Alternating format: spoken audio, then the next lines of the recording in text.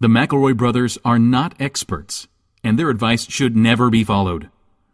Travis insists he's a sexpert, but if there's a degree on his wall, I haven't seen it. Also, this show isn't for kids, which I mention only so the babies out there will know how cool they are for listening. What's up, you cool baby?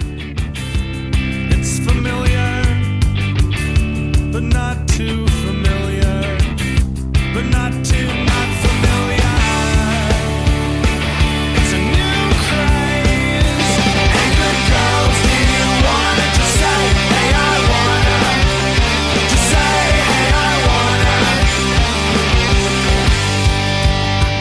Hello, everybody, and welcome to My Brother, and Me, an advice show for the modern era. I'm your oldest brother, Justin McElroy. I am your middlest brother, Travis McElroy. I'm your sweet baby brother, Griffin McElroy. Dang, you just came right in there with that, Griffin. I like the authoritativeness. You know what I mean? It's who I am, and I'm done hiding it behind a bunch of qualifiers. Yes, you are the youngest brother. My name is Griffin, and I came after these two gentlemen. Yes. I was brewed up in the womb after these two gentlemen, and it's just womb brew. It's a fluke, right? That I'm the youngest one. I could have this is what fucks me up, and I think about this sometimes. I could have been Justin. Do you guys know what I'm saying? Like, then who would Justin be? I don't know, either you or me. But do you understand what I'm saying? Like, what if I came together first and Justin was the youngest? It's just like chance that it didn't, right? Like I could be Justin. I am okay with picturing you as the oldest and Justin as the youngest. I cannot think of myself as anyone but the middlest. I'd love to have your youth, though, Griffin. Yeah, I'm so envious. I'm covetous of your youth. I'd love another chance at. Do you guys ever think about the fact that I get the best of both? That I'm like not the oldest or the littlest or the littlest. Yeah, not the smartest, not the most virile. But I'm also not the least smartest or the least virile, right? No, you're just kind of there. You're just your virility is just not your virility. Listen, charts. What I'm the RPG character that doesn't get a lot of bonuses, but gets like +1 to everything. Yeah, but you think like he could be whatever he wants. He could be anything. Yeah.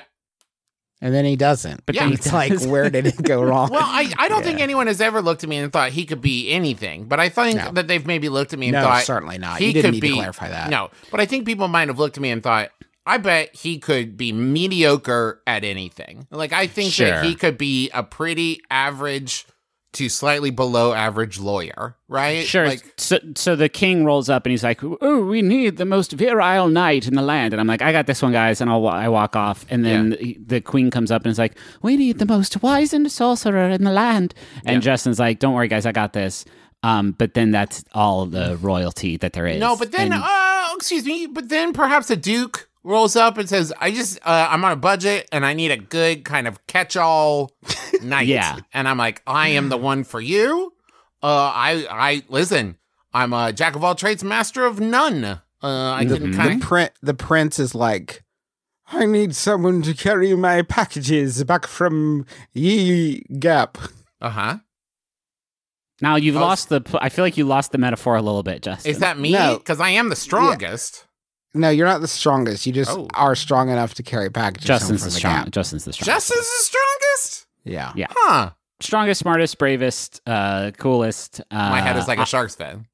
Yeah, and I need someone to carry my light packages from the Gap and half impregnate my wife. Yep. That's me. That's Travis. Travis can do that. But see, that's the thing. If someone said, I need someone to carry packages and impregnate my wife, Griffin would be like, I can do one of those. And Justin would say, I can do one of those. And I would say, I can be mediocre at both of those. Well, no, I could half impregnate twice. Because I'm I'm Herbie fully loaded over here. I mean, yes, that is true. Go to the doctor. What the fuck are we talking? I don't know. It feels like we're flying without a net a little bit. I'm loving it. I'm loving the energy. It's an exciting energy. It's an exciting time for no one. And we hope you are hanging in there with just like the world and stuff. We got a big show for you today. We've never done this before. This is so strange. You know what? You fucking jinxed me. You jinxed me because I was like, this is just easy, free-flow conversation. And then you were like, it's a show. We're like, oh, no, okay. I'm fucking James Corden now. We got the McElroy house band here. Let me hear you guys. You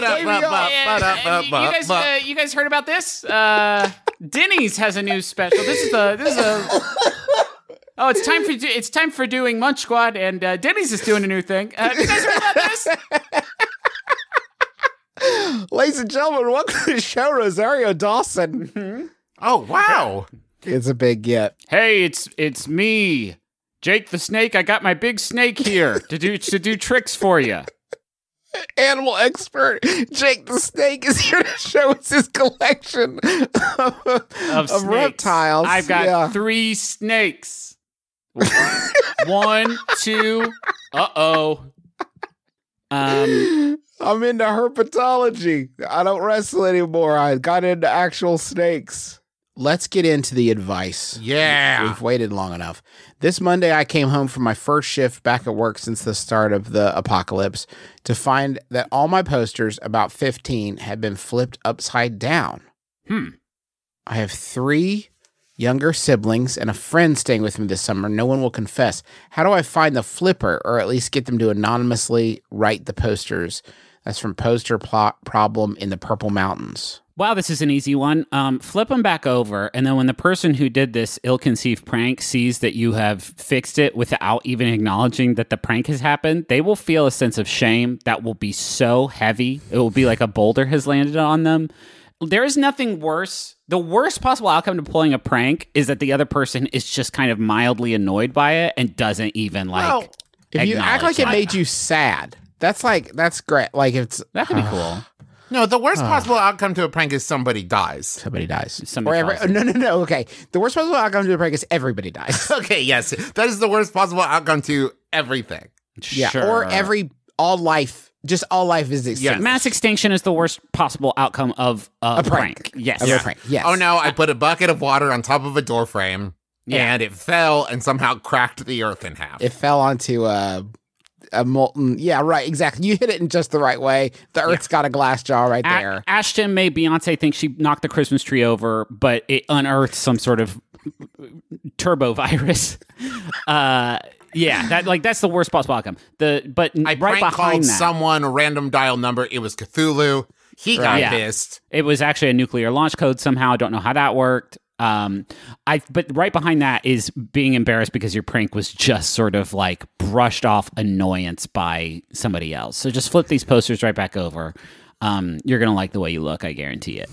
Next question. You know what? I will say there is an opportunity for a poster whodunit here. Okay. And this could be a good mystery to cut your teeth on as a detective because everybody's always looking for that first big case. For Nancy Drew and her friends, it was when the City Girls doll went missing at the slumber party, and she and the other members of the Clue crew got together and found the missing Hollywood Hallie doll. And of course, Encyclopedia Brown's first case was Bugs Meany embezzling, and Encyclopedia got him. But what I'm saying is the stakes are very low here. So if you do fail to solve it, now you have a first case to look back on when you're your close rate is 100%, and people are like, they always get it. They always get their person. And you're like, not this one time. It's what haunts me. It's what drives me. And they're like, oh no, did a kidnapper get away or a murder? And you're like, a poster flipper. And they're like, well, that's not so bad. And you're like, yeah, I know. It doesn't haunt me a lot. Just haunts me a little amount. Just a little bit of haunting. It's just so low stakes. You have the opportunity here to dish out such a gnarly riposte, such a gnarly little parry counterattack that will completely.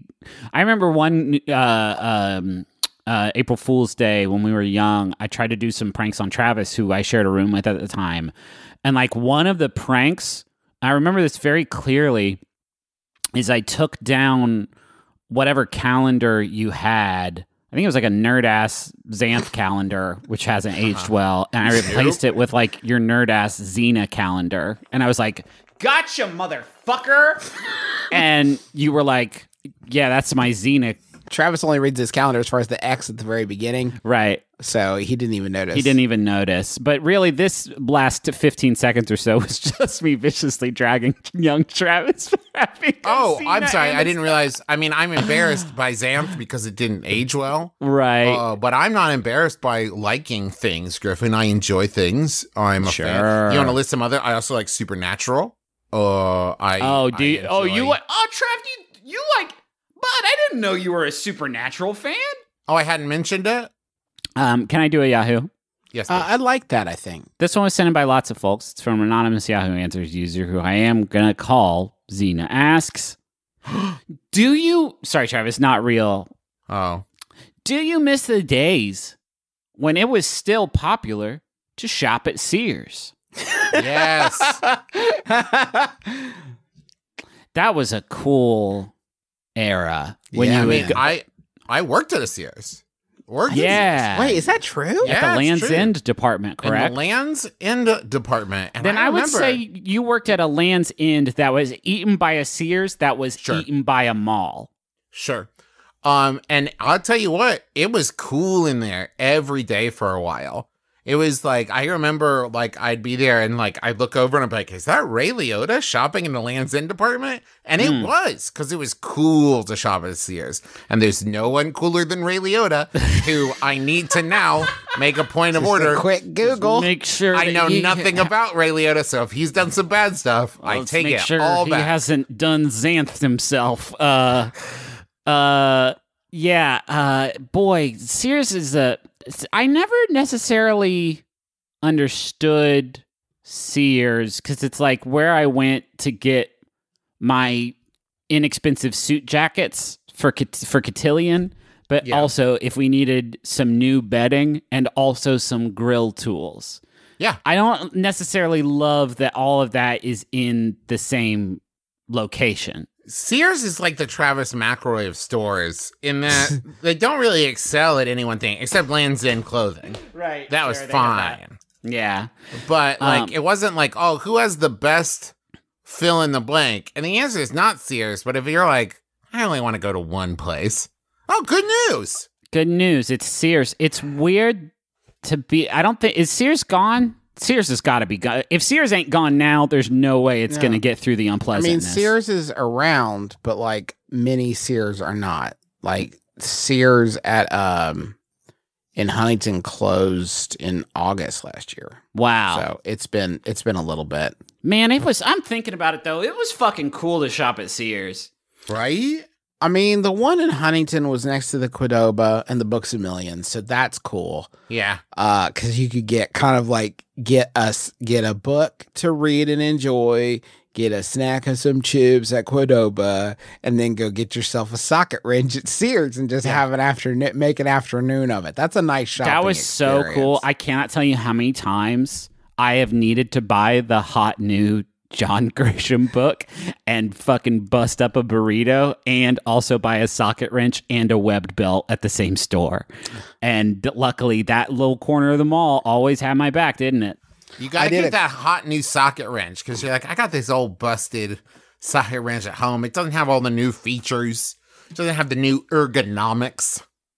I did a quick Google to double check the date on the Sears closing in the Huntington Mall. And I didn't want to say it. The Google Maps listing says temporarily closed. You fucking go for it, Sears. Fuck yeah, dude. You never know. You might be like, fire it back up. These people need washers and shorts. Let's go. Do it again. Last time I went to a Sears here in Austin, I did need a belt. And I went to like the dress clothes section and they had just sort of a big metal garbage can full of belts. And it feels like a lot of Searses are just kind of making it up as they go along. It feels like Sears always kind of has more stuff than it knows what to do with. And sometimes it dishes them up uncooked, let's say, in a big garbage can. Did you try the Land's End department, Griffin, to see if they had The Land's any End belts? department was in incredible condition, Travis. Everything was, it was like a museum for outdoor wear. Yep. That was our motto. Fuck Macy's. Fuck Macy's, though. Wow. Whoa. I'm just kidding. They're the same store. They're basically, You notice nobody's starting new department stores anymore. it's weird. Yeah, it's bizarre. I guess Amazon. There was a quote in the WCHS story, and I'm sorry to cheat on Rob Johnson by not talking about WCC, but in the WCC story about the Sears one closing, I got a quote from the manager of the Huntington Mall, formerly Joe Johnson, our down the block neighbor, now replaced with Val Zenteno. And Val Zenteno, a human, as he's always quick to point out to anybody who hears his name, Val Zenteno says, "Everybody knows Sears, for good or for bad." Whoa. Drag 'em. Fucking get him, Val. Damn. Anyway, How about another? It's a pretty sick. Oh, fucking Sears! Don't get me started. I would love that. I visited my local CVS a couple weeks back. While there, one of the clerks asked me the name of the cologne I was wearing. I didn't know what it was called, but I told him I'd come back in a couple days and let him know. When I returned to the store, the clerk was nowhere to be found. I returned to the store about once a week since then, but I haven't ran into that clerk again. Does he still want to know the name of my cologne? How do I get this information to him? Should I just give up my quest? That's from CVS Cologne Conundrum. It's weird that you don't know the name of the cologne that you wear. Presumably you have to pick up this bottle every day, right? To squirt it on you. Right. This may be an indication that it's time to practice some mindfulness in your day-to-day life, maybe. Stop going through the motions and really read your bottle of cologne every day. That would be step one. I don't think you should give up this quest because he wouldn't have asked if he didn't want to know. I mean, why would someone ask something that they don't want to know? You know, like, he clearly is dying to know the name of your cologne. And it seems like you guys, much like the hit film Serendipity, are just barely missing each other. Mm-hmm. Until, you reconnect in that magic moment and you're like, it's just like a body spray. It's like an Axe thing. It's like an Axe. It's just like, oh my God, you're there. It's fucking Bod. I found an old bottle of Bod and I'm wearing Bod. Oh, thank God. it was pretty viscous. I had to scoop it out with a tongue depressor. It wouldn't spray anymore. It was all like gummed up. It's like a Bod jam and it goes on smooth. I have two thoughts that kind of dovetail into each other. One, don't tell anyone the name of the cologne that you're wearing. I certainly wouldn't, because the last thing I want is other people out there smelling like me, and like stealing my profile, doing whatever the fuck they want with it, robbing banks with a mask on. That masked robber sure smelled like Griffin, and then I'm in jail. Yeah. But the other thing is that you always have the opportunity when somebody asks you what scent you're wearing to say like, "Oh, I'm not wearing anything, you silly." Oh yeah. This is my pheromones. That's just me. Also, it's been a long time since I bought cologne, but I remember that I would never tell anybody the name of the cologne I was wearing because I can't remember the last time I heard the name of a cologne and thought, that's a cool name of a thing to say out loud. Yeah. I mean, for a while, because I was a person in the 90s and early 2000s, I wore Curve. And then for a while, I got bored because everyone was wearing Curve, so I started wearing Bora Bora. Oh, yeah. Going on a trip. Yeah. There's just, I don't know a cool name, like, what you could be like, what scent, or what is that cologne? And you would say a word and be like, oh, that was a cool thing to say out loud with your face. Yeah. I mean, I did briefly have a stint where I tried on 23 by Michael Jordan when I tried out for the high school basketball team because I was dressing for the job that I wanted. Uh-huh. But I was terribly allergic to this scent. Did Michael Jordan start 23 and Me? He did, yeah. And originally it was a sort of program where he would fly to your house and he would show you some of his favorite shots that he can take from like different places. And also swab the inside of your cheek, but just cuz. Yeah, that was just for him. Griff, do you have another Yahoo? I do have a Yahoo here, and this one was sent in by Emma Cant. Thank you, Emma, crushing it. It's another anonymous Yahoo Answers user. Put your fucking name on your work. Michael Jordan asks. Ooh, what a gift. Titanic was such an excellent movie that it's hard to critique anything about it. But what is something small you would critique about it? I didn't like that the boat broke. When the boat breaks, it's like, what were you doing? Yeah, they spend this whole movie like getting us way into the boat and way into like the people on it, and then they're just like, twist, the boat broke. And like, Jimmy Cameron like spent a bunch of money building this huge boat prop, and then he accidentally broke it and was like, I don't know, we got to keep making it. Because they talk throughout the movie a lot about how the boat is unbreakable. They're like, this is an unbreakable boat. And then they break it. And it's like, that's bad writing. Because like you said it was unbreakable. You lied. You are an unreliable narrator. You said that the boat was unbreakable and then you broke it. That's like having a murder mystery where it's just like, they didn't do it, but then they did do it. You know why that happened, right? Why? This is actually pretty well established Hollywood lore. I think I heard on Blake Check. He wrote like 2/3 of a movie about these two people falling in love on the Titanic, and he couldn't come up with an ending. And he's like, God, I've written so many fucking pages of this thing. Yeah. And then he's like, maybe what if the boat had sunk? And everybody's like, are you kidding? He's like, no, but what if it had sunk? Like, and everybody's like, the Titanic was fine and is still fine to this day, shuttling people back and forth. Right. And Jimmy's like, but what if it broke and sunk to the bottom? What if it broke and that was the end of the love story I did? I also don't like that they don't end up together. It sucks. And this is my main problem with the movie. And it's a fucking great flick, and it's impossible to critique it. But if I were to critique it, I would say that it spends a great deal of time making me fall in love with all of these amazing characters. Yep. Like Jack and Kathy Bates and Billy Zane. And then like most of them die, and it's like, why did you just spend like 2.5 hours making me like get to know Kathy Bates' character name only to kill her off, I think, maybe at the end of the movie? That's a fucking okay, Griffin, you have actually hit on something. It fucking sucks. It's a waste of my time. Unintentionally, you've hit on something, because the two main characters, Jack Dawson and Rose, should have been Rose Dawson. They should have gotten married. Should have gotten married on the boat. Before there was a captain right there. He could. You know that.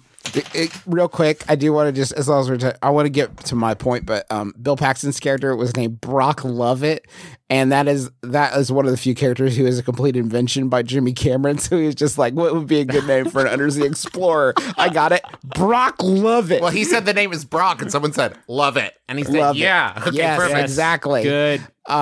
It's the Titanic sucks because you're getting invested in those characters, right? Yeah.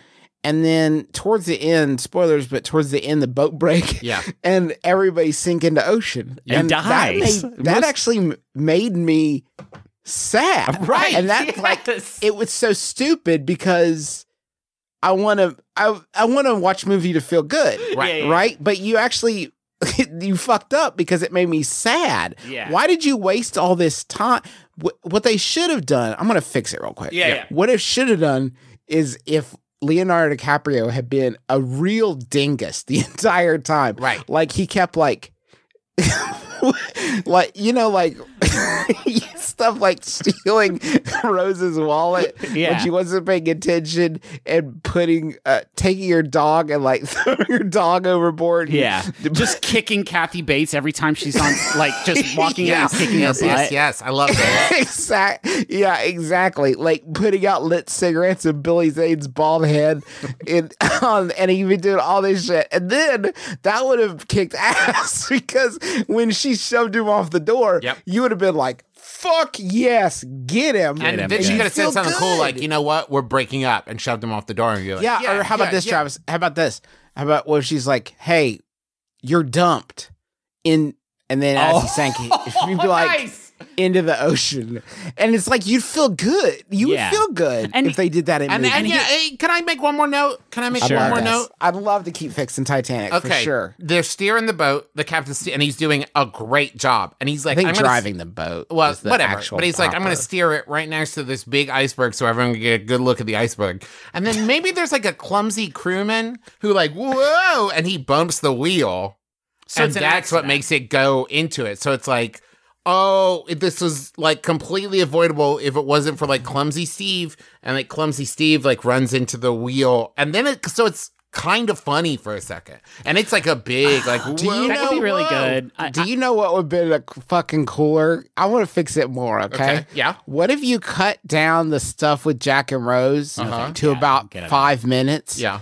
Of the movie, And I think, and I think we all know which five. Oh, As long as we're there, by the way, then when he was done drawing her, he should have said, now draw me, and yeah, switch so you see places. his dick and his balls. three.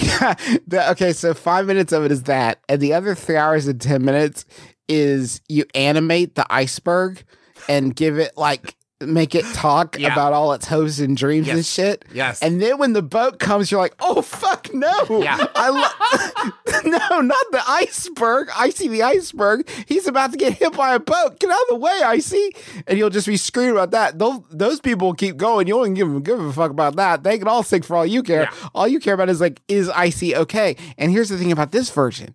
He is. Oh, okay. He's fine. He's cool. He's cool. So Maybe you he feel doesn't even happy. notice. You feel happy about it. You like that? I think Can I another give way one more note? They could. Well, let me do one because I haven't gotten to tell a joke in a while. Okay. They also could have done. They could have had their cake and eat it too, where Jack's sinking into the bottom of the ocean and dying, and all of us are like, "Wait a minute, this movie's making me feel pretty bad right now." But then he wakes up on the boat, still not broken, and it was a dream, and looks over, and him and Rose just finished like hooking up again. Yeah. And they get married, and like she looks at him and is like, "What's wrong, my love? It seems like you're having a bad dream." He was like, "I was, but now it's over." And guess what? And he holds up the big blue diamond necklace. He says, "I got the treasure." Nice. And then that's the end of the movie. And then you know, like, he got the treasure and gets, like, they're going to have a lot of money whenever they get off the boat, and they're going to have a love cool that. life. And they'll love return in that. Titanic 2 to Titanic. That in the Titanic we got, which now I'm thinking about it, is a shit flick. Sucks. The Yeah, more we really pick at blows. some of the loose threads, It opens up. I don't even feel like the cinema sins on this one went far enough because it's like there's some really bad ones. We start out with Brock Fuckett, and he's like, "I'm gonna find the big treasure to get lots of money," and you're like, "Oh, that would be fucking cool! I can't wait to watch this. I love movies about like finding cool treasures." And then you watch this whole movie thinking like, when's the treasure going to come into play? And then they like tease at it a few times, and then she is wearing it in the nudity sequence, and then at the and then at the the whole time all these people die, and you're like, yeah, but like, is Brock going to get the cool treasure or not? And then at the very end, she throws it in the water. No, thank you. What's Can I the add- point of this movie? I would like to add a little bit to that scene to fix it. Well, not to fix it, but just to kind of highlight it for a moment. Because I think she should, she shouldn't drop it in the ocean. But if she does drop it in the ocean, her daughter, who is also there, should walk out and say, "Hey, did you just throw that priceless gem in the ocean? You have a family. You have a family. You could have given that to me, and that really would have helped, our financials and stuff. I live in a crude tent that I fashioned together from those drawings of yours that you gave me of yourself naked. I have to live in a crude tent made out of naked drawings of you. Please just sell stop. the neck. What the fuck? You've had that this whole time? When Dad needed surgery and we had to do a GoFundMe, you had a fucking Heart of the Ocean? We But then could have she says- sold? But then she says, no, look down there. It's a shithead whale. And you look down, and she landed it right in his blowhole, and he died.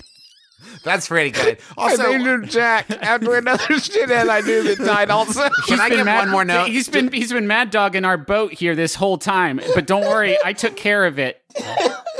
I have one more note. Yeah, please. I think they should have hooked up in a cooler car. Yeah. Yeah, dude. Yeah, that old busted joint No, that that's they nothing. hooked up in. That raggedy old car that they had was But if it had absolutely been- embarrassing. Picture this: a sick like Firebird, like oh yeah, like oh with the top down, and maybe they're blasting like some Eagles music while they're like doing it. Travis, look out above. Fucking Oscars are falling onto you. Jesus. Oh my God. And what would be dope is like when the hand comes up and like slaps the window and wipes some of the steam off the window of the Bugatti that they're shagging in. You see now through the cleared window, Kathy Bates is just like looking in there like, great. And she's Oh my God! loving I just that. got a fax from Jimmy. He said Justin would love for you to walk through the beats on Ave 2. Yeah. All right. Make sure. I'm thinking about delaying it just so I can really crack this nut wide open. Cool. Make sure. Okay. What I'm if getting another one Avatar about 2 was just a sequel, like a backdoor sequel to Titanic, where they got in there and it was like a VR session? Stop it. Avatar's a perfect film. Never seen It's not a piece of shit like Titanic. Avatar is perfect. Yeah. Because it's bad. It's bad. They have badass fights and it makes you feel good at the end of It's it. weird. I think we it's don't. time for a Titanic reboot. The good news is because of our incredible fortune in becoming Jimmy's sort of dudes behind the scenes pulling all the strings, we no longer require the money from our advertisers. Correct. That's wonderful news for us. Yes. And it's also wonderful news for this week's charity that we've selected. Yeah, this week we are donating our ad revenue to the Foundation for Black Women's Wellness, which is all about supporting and advocating for Black women and their families during, especially right now during the COVID-19 pandemic, but is all about, supporting those families and keeping them safe and healthy all the time. So you can read about it. We'll have a link to that in the episode description. Perfect. Let's go to the money zone.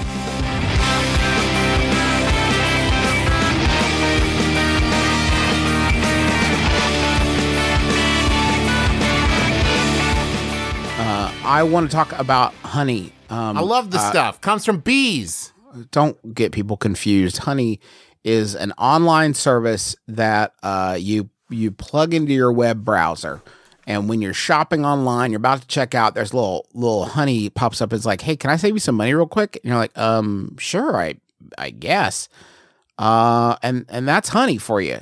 Are you Sorry. reading? This ad copy is out of control. I'm reading the ad copy now, and that's what threw me. Okay, so this is the fucking ad copy for honey. In case you it saves you a lot of money when you're shopping online. You should absolutely get honey. But listen to this. This is the ad copy that they sent to us. Only one sponsor could properly ring in 20 honey. Honey, the free online shopping tool backed by PayPal that gets straight to business by automatically finding the best promo codes when you shop online. Just download Honey, shop like normal, click apply coupons, and watch the prices drop. Outstanding. Outstanding. Thank you for your inspiring work, Honey. I don't like direct addressing Honey. It makes me feel like a sleazy boss from the 60s.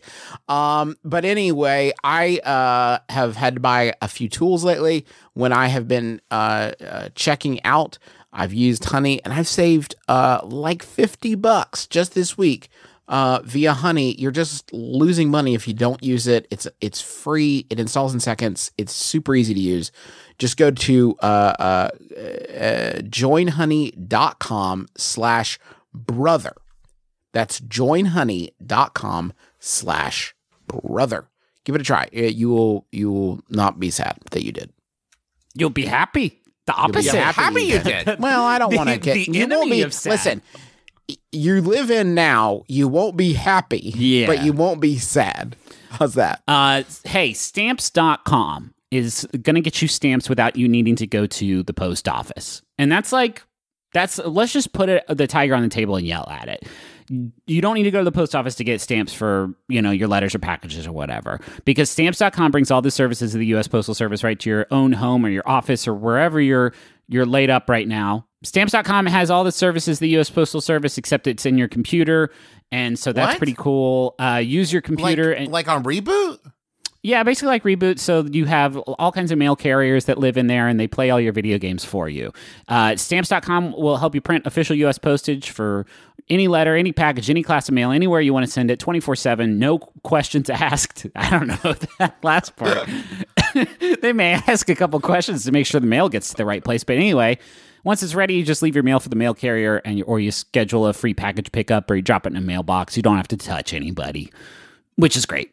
Also, you can get pretty cool discounts, too, with Stamps.com. 5 cents off every first-class stamp and up to 62% off of shipping rates. Right now, you can get a special offer.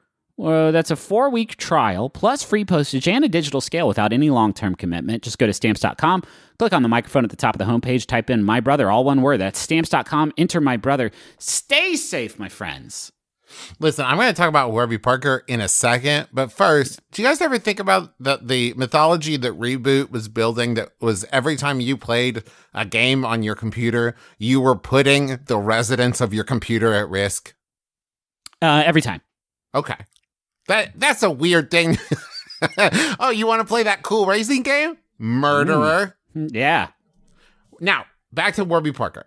Warby Parker was founded with the goal to create boutique quality eyewear at revolutionary price points. And they did it. This is not a joke, am wearing Warby Parkers right now. And if you're like me and Griffin and not Justin. Why would that be a joke? What?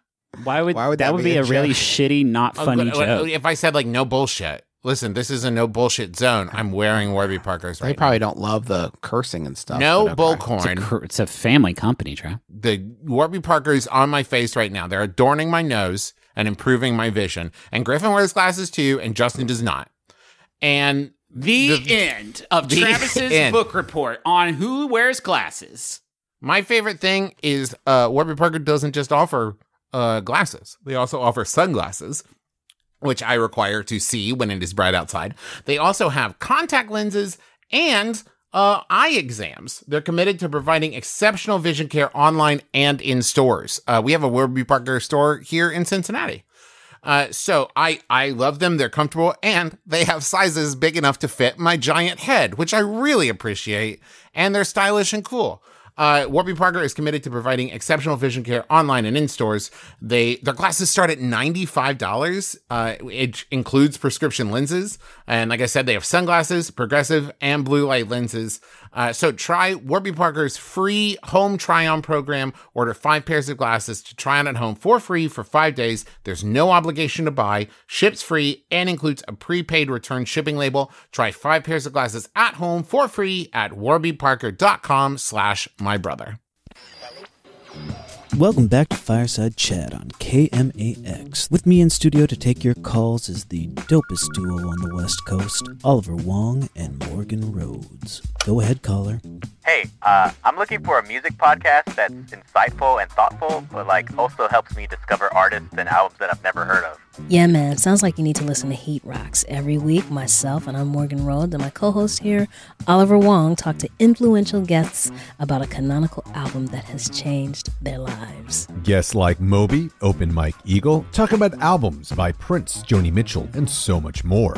Yo, what's that show called again? Heat Rocks, deep dives into hot records. Every Thursday on Maximum Fun. So a brief story before we move on. Last month, which seems like 100,000 years ago, we recorded a brief interview with our dear friend, Dr. James Bufeè, about life and how to stay calm in the face of calamity, hope, summer vibes. Yeah, summer vibes. All and a little bit about his new album, Life on the Flip Side, that came out last month. And then with in the face of the Black Lives Matter protests and just that everything going on, it didn't seem like a great time to be encouraging people to relax, to live in island time necessarily. Yes, exactly. And I would argue that it is still not that, but we still think it's important to take a little bit of time to breathe, just so you can get back out there. And when you need a second to breathe, there's nobody better than Jimmy Buffett to help you do that. So let's check in with Jimmy. We're joined for an update on progress of coronavirus research. We're joined by lead researcher Dr. James Bufeè. Dr. Bufeè, how is work going on the antidote for coronavirus? Have you almost got this thing figured out? Yes, I do. It's jellyfish. Jellyfish, wow. where you least expected it. The venom of the jellyfish, or is it part of like a sort of dietary situation? I think that it's the venom. I'm not supposed to say. Oh, okay. You want to keep... Sorry, Now, we'll you bleep know it what's out. going to happen now? They're going to say Jimmy Buffett's found. Why did y'all open this? And I actually responded to that question.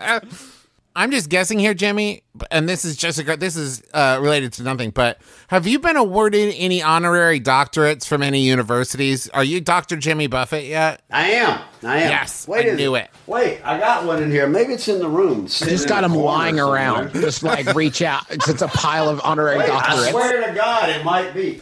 He's got one under a wobbly table leg somewhere. No. That's the CMA award for, what was it? Country Music Association Musical Event of the Year. I don't know what the fuck that is. Okay. No, but I do. I have a doctorate of music from the University of Miami. Nice. Yeah, all right. They don't just So throw you those out can there. call me Dr. Jimmy Dr. Buffett says jellyfish. How are you handling it? How are you dealing with it? You know, it's funny. No matter how good things are in my life, I usually have the thought, well, I bet Jimmy Buffett's probably having more fun than I am right now. And I feel like this period is the one shot I have where maybe at any given moment, I might be having more fun than you are. Just in one moment. No, you're shaking your head no. No, I'm still having more fun. Dang it.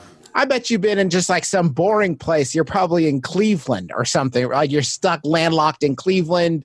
Malibu. Dang it, Jimmy. This is my chance. Stuck in Malibu.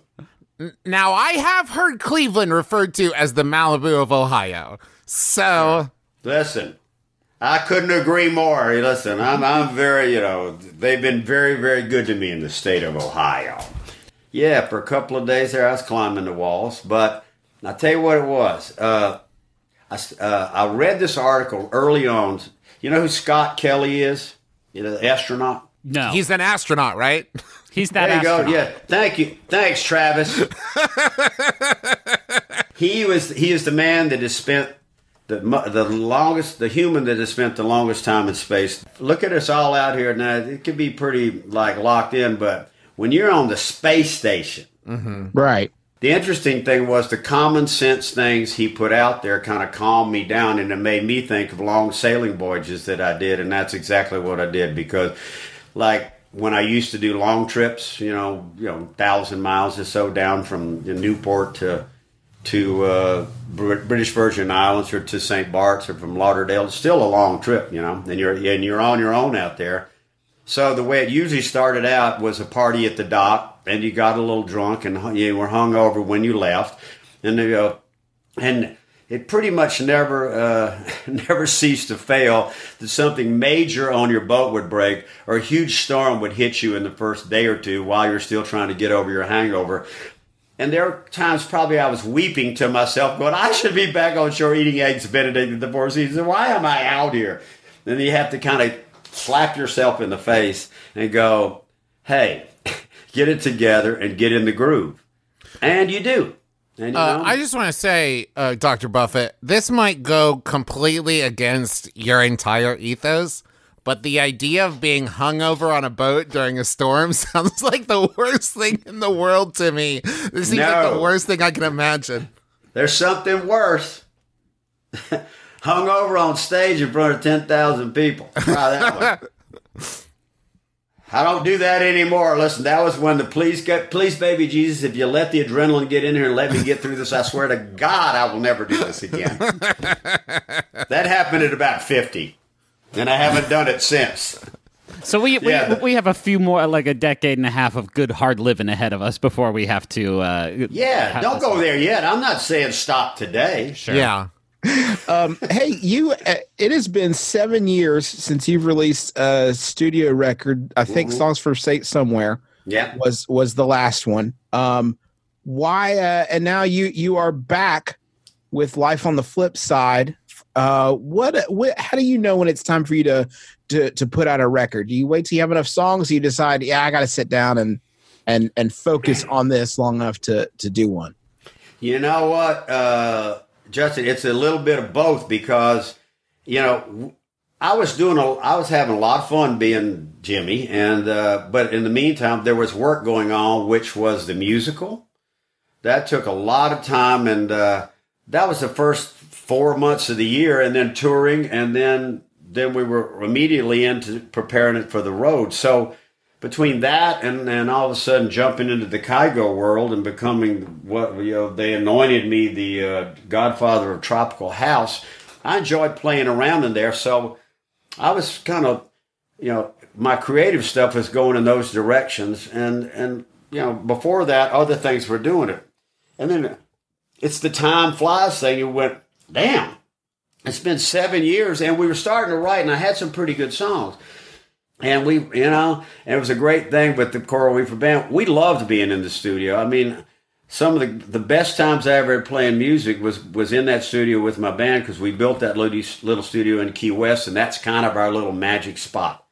And so we went, hell yeah, let's concentrate for the rest of the time on writing and go in January and do a record. Let's see what it does. We've always, when we made an album, it wasn't trying to get famous or get successful. Thank God that's happened. So I don't have anything to prove out there, but we just wanted to make a record that, if you liked what we do, you can add this to your collection. So that was the driving force. And when we got into it, we as you do something like that, I wasn't working on any other things, and I concentrated for the last 7 months on writing songs. We don't have like a specific question from the audience like we usually do for these guest segments. Is anybody listening? There's a small No? diehard contingent of You can't fans. keep a fan base with quarantine? Well, they've all realized they could be baking bread instead of listening to our show, and they're like, wait, this is more interesting. Yeah, they've all picked up new hobbies and left us behind. But that kind of goes into the question. We also had Liz Gilbert on the show during this quarantine and sort of talked to her about the same thing. And I'm curious your thoughts, like how you remain creative, like how you are sort of fostering that part of yourself in the midst of all of this. Because I know there's like a lot of our listeners who have all this time in their hands and feel like they should be using it to make something, but don't really are finding it tough to sort of get up the guts to actually do it. I've missed a few days, but I've been pretty true to it, and that is the first thing is to look at how we can keep our fan base, which already was up there, like looking at our Wednesday and Saturday shows. We were a little bit ahead of the curve there with Margaritaville TV and Radio Margaritaville, because when you can't go out, everybody kind of gathered there. And so we had a locked-in audience, and so we wanted to entertain them. So that was one thing, and we're still doing that. And the other thing was I started playing the guitar more and going over jazz chords. Oh, really? Yeah. And I got this guitar. I don't have it here, but the people at Benedetto that make these beautiful jazz guitars, they started in Italy, but they're made in Savannah, Georgia, and they were going to make me one.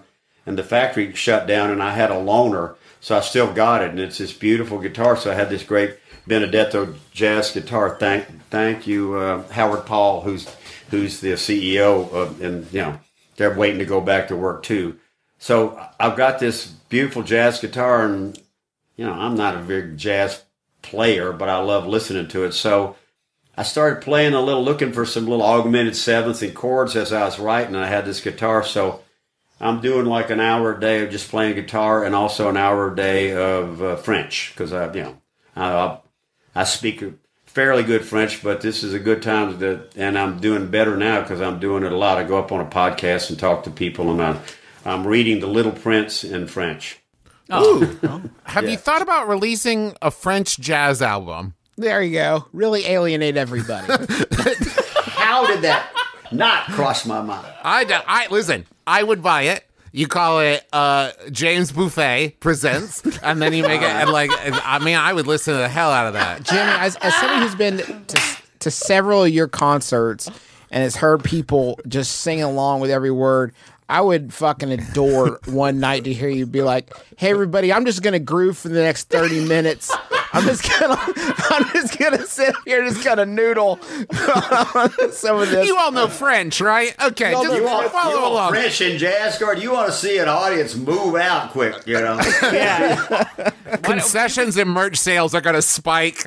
Yeah, just inject some of that into your most beloved songs. After the Just start singing a chorus of Margaritaville in French. It's like, what?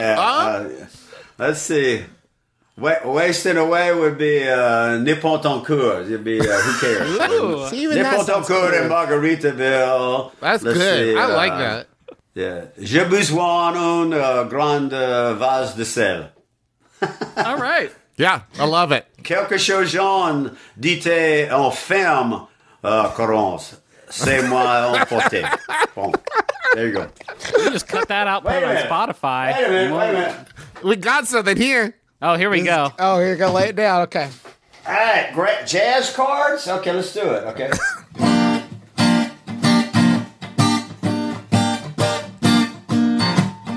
Où est le sel? Where's my salt? Où est le sel? Où est le sel? This is great. This is good though. This sounds really good. That hit Jimmy Buffett single, Where's My Soul? 18,000 people out quick. Yep. Listen, you might have to start in much smaller clubs for a while. You got to build back up. Oh, James Bufeè could be your Chris Gaines. What do you think? Yeah, Oh my exactly. God. A Don't whole even new- talk about Chris Gaines. I know Finally, somebody speak it out. you were such a fan and so heartbroken when that phase of his career was so short-lived. I'll never forget when Jimmy Buffett found out that it was just Garth Brooks the whole time. He was know. crushed. Hey, what before we let you go, Jimmy, one last thing. Just I think of you as we've talked about your heart rate before in detail. This can be a stressful time. We've talked about keeping busy. What would be your advice for people that are feeling stressed, feeling kind of pent up and losing it? How do people keep calm? Well, you know, I think that keep a little bit busy, but do something, you know, and do something, you know, like reading. To me, if you start there and you don't have the ability to get out or do anything else, read good books, you know. And if you're not a reader, start reading, because it can take you there. It really can. We all know that, you know, to me, great writers read and listen, you know. And that's where I'd start first at reading. I mean, if that was basic, you know, and then if you got room, get a ping pong table. Okay. Okay. Jimmy, you're this is covered. the second time you've recommended reading on our show, and I'm so fed up. It's the least You don't want to read? Okay. Forget reading. Yeah. Okay. I'm gonna cut that out and make it my ringtone. Just Now, Jimmy. I'll tell you what. Let's get back to the ping pong table, okay? Okay. So- Thank you. The Buffett family are all ping pong players except my wife. But my kids and I, and even my dogs can chase the ball. Right? My dogs are here. You want to see them? Yes. That's crazy. Yeah. Watch this. Let me see if this will work. Wait. Let's see. Hey, Gracie Lola, beach? Want to go to the beach? They're unmoved. Nothing has this? happened, Jimmy. How about this? Treat. Damn. I think they're asleep, Jimmy. Wait, Jimmy, those are stuffed dogs, pal. You've been locked up for too long. Yeah. Oh, they are stuffed dog. I forgot. No, they're not. No, okay. But they make little. My son has one in his apartment here, and he showed it to me. But it's a little ping pong table that's got to be maybe 4 feet by 3 feet. That also pops open, and it has little pool cues, and you can shoot pool on it. They don't cost much either. Yeah. I know something that people could do to help with their anxiety, and that is to pick up Life on the Flip Side, the new studio album by Jimmy Buffett. I was about to say in stores. Don't do that. No. just buy it on the internet, wherever fine albums are sold. Okay. Where's that these days? Yeah. Justin? Okay. Well, fair enough. I don't know. I'm a podcast guy, Jimmy. I don't know. We give our stuff out for free. Okay. But thank you so much for joining us. As always, it is a treat and a delight. Yeah, well, thanks. I'll just stay in touch with you guys, and always. I love listening to the show, and best to everybody out there. And hopefully you'll get back on the road too. When you do, Yeah, it'll here's be hoping. a big. They'll be ready for you. Co-headliners. The tour Co-headliners. America's been waiting for. You can open for us anytime. Yeah. I was going to say the same to you, Jimmy. Yeah, let's not It'll worry be a about the competition billing. between that and your French jazz to see who can clear the place out the quickest. You're the one that made me do that. You guys, y'all are evil. You did great. Yeah, I liked yours. Yeah. All right. Thanks, Jimmy. Fins up. All right, thanks, guys. Always great. Great to see you. Stay safe. Bye. Here is a question. I'm in the process of writing a fairly serious fantasy novel set in classic olden times. Yeah. My problem is this. What is the best word to use when referring to a character's butt? This is a fairly serious scene, so I don't want to sound anachronistic or suggestive. At the same time, I don't want to sound stuffy or puritanical. Mm-hmm. So what's my best option? That's from Chasing Tailwords in Chattanooga. Clef. First off, I will say congratulations on being what I assume is the only fantasy author in Chattanooga. You're doing. Oh, that's. I don't even know. I don't even know how to begin diagnosing what that was What's a that slam mean? on. What that was a. Just didn't seem like you hear about a lot of fantasy authors from Chattanooga. I mean, there's probably not. Yeah, a but lot why from would you other even? areas. Why would you even say that? Just killing time? Okay. It's fucking mean though to Chattanooga. It's not mean. How is it mean? It's not even judgmental. It's mean to Chattanooga and the people who live Why? there writing fantasy. Why is it novels. mean to Chattanooga to say that I don't think there's a lot of fantasy authors there? I mean, it's maybe a mild burn, but you didn't even need to say it. You didn't even need to. What's blowing me away is you didn't even need to be mean to Chattanooga, and you I'm decided not being to do mean it. to Chattanooga to say there's not a lot of fantasy. There's not a lot of serial killers from Huntington. Did you do your own census in Chattanooga done just by Justin McElroy? Juice, I hope it was before COVID, because that's a lot of human exposure that you did when you went door to door asking who was fantasy novelists. I'm not helping with this anymore. You guys come up with butt names on your own. I'm muting. Here, do you So hear I've my got volume some going down? synonyms for butt here. Yeah. Backside. Backside. Okay, but let's set the terminology here. Justin, please come back. It's not my fault you were mean to Chattanooga, so you can't take this out on both of us because you realize how shitty you were being to Chattanooga. Just Travis and Griffin, as usual. It's not a big. I muted myself out. It's not a problem, but it's just fucking Travis and Griffin. You know, the classic stuff.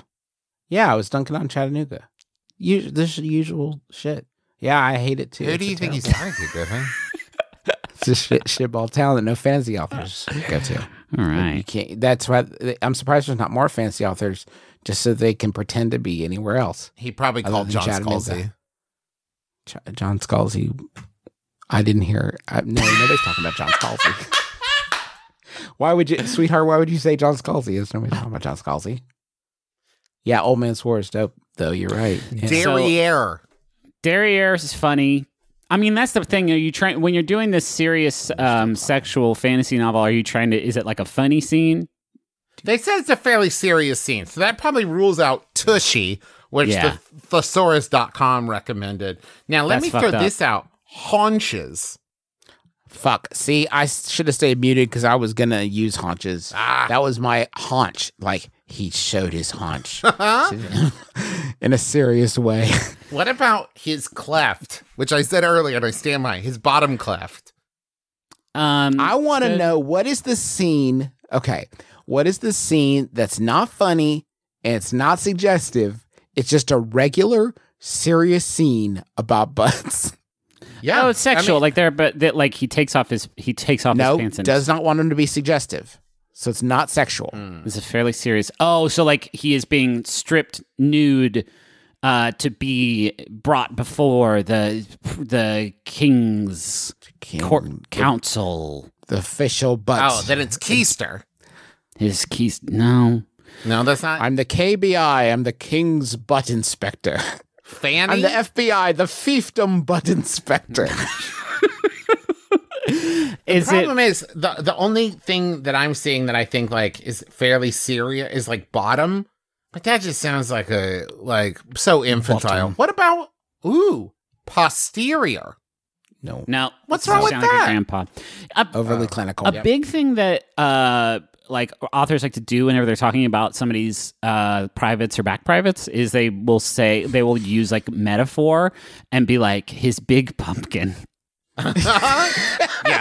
Yeah. And it like if I were They to do that you're right, Griffin, all the time. I'm seeing that. the king's counselor stripped the bad knight of his clothes and exposed his wormy and his big pumpkin. Then I think people would know which one is the penis and which one is the butt, right? Yeah. Hey guys, we're all adults here. We all know what the big pumpkin is. Yeah. It's what Linus worships. Now let me throw this out. You need to maybe add a gerund in there. That will make it seem more serious and fantasy and stuff. So if you say like exposing his quivering cheeks, right? Now it's like, ooh, that's some writing. You can't just say exposing his butt. That's nothing, right? That's first draft. Exposing his no, I can come up with his quivering cheeks. I mean, you could just say his big fat ass. His like, why juicy not? dumper. No, not his juicy Dumper is not the right vibe. I think just saying like he takes off his pants before the king's council and reveals his fat ass. Yeah. Then people are going to read that and like it may catch them off guard, but they'll be like, "Oh, this is a character development trait I didn't know about." But now when I think about them, I am going to think about. It explains a lot of their choices. It explains a lot of stuff. Yeah. And like that fight scene that I envisioned earlier when I was reading the words and like trying to figure out what it looked like in my mind. Now that I know that he's packing heat in them Jordashes, like then it's going to change a lot of what that fight looks It like. makes so much sense because the entire book they've been carrying themselves like someone with a fat ass, and I thought he was imagined just it. kind of full of himself and a little bit of a braggart, but it turns out, Right. no, he got that fat ass. When he kills a dragon with a spear and you know that he's got some heaving Levi's in there, then you are going to think about the fight in a different way is all I'm saying. And you know, and I know what you're saying, Question. I was like, I don't want it to be funny. So let me give you this suggestion. A lot of the times, as a reader, I don't know if something is supposed to be like what the tone is supposed to be until someone else responds to it. So here's what I suggest. He removed his pantaloons before the inspector, revealing his fat ass. And then you have the inspector say, well, this is very serious. That's a serious ass. Well, I see. This is very That's a serious indeed. chunk of back meat. Nothing funny about that ass. Just a regular fat Those are ass. two serious butt cheeks. Well, Witcher, this is a very serious ass you've brought before us. I must speak with the council to decide how to deal with that ass. Witcher. Well, Bounce a coin off your witcher's ass. oh, Valley of Plenty. Still works. Thank you so much for listening to our podcast. We hope you've enjoyed yourself against all odds. Thank you to Jimmy Buffett. His new album, Life on the Flip Side, is available now wherever you listen to music. Check out all the other amazing shows on MaximumFun.org. There's lots to check out there. Let's see. Minority Corner. There's, other ones. Jordan Jesse that was Go. bad. Wow. So bad. Try again. I said Jordan Jesse Go. Bubble.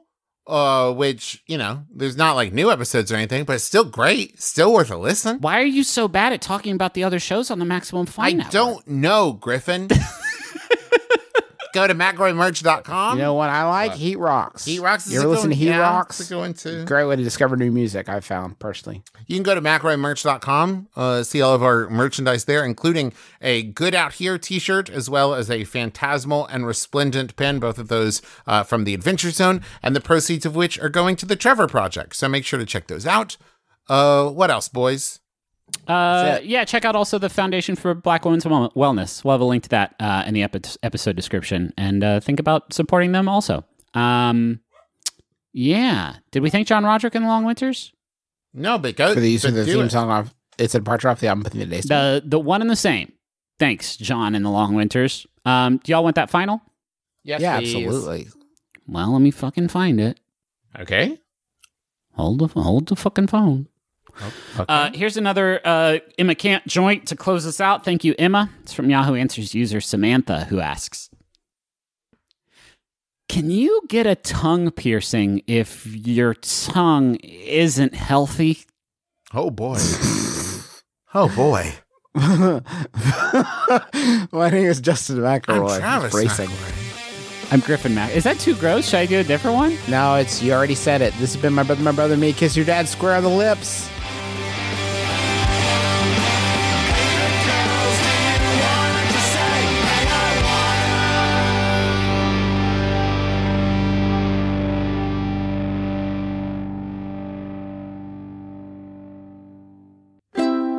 MaximumFun.org. Comedy and culture. Artist owned. Audience supported.